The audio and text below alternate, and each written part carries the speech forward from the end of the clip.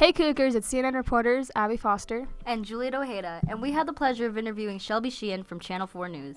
Let's hear what she has to say. Is there anything difficult about being a news anchor? If so, how do you deal with it? Yeah, I would say that a lot of times the news is not necessarily positive. As tough things happen, in our local community and in the nation, worldwide, it is kind of tough at times to do those stories, but it's also important to kind of know what's going on. I think it's kind of a trade-off, and hopefully we get enough positive stories in there that it helps to balance out all the negative that does happen when it comes to the news. We heard that you were actually like a reporter on the field before you became a news anchor. So I was. What made you want to do that switch to become a news anchor? I think I still like doing reporting because you kind of get out in the field, you get to meet people, you put together your own stories, so there's that creative element too when you're reporting.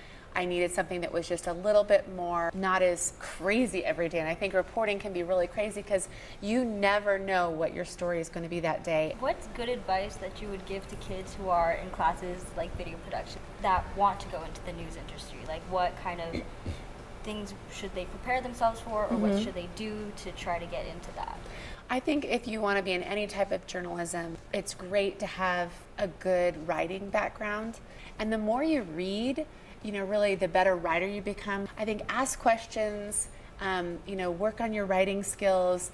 It's really about telling the story of what's going on in the world, whether it's what's going on in your school or in your city or in your state, or it gets bigger and bigger, but it's just telling stories in a way that people will be engaged and understand. A big thank you to Shelby and the whole team at Channel 4 for giving us this opportunity to learn more about the news industry.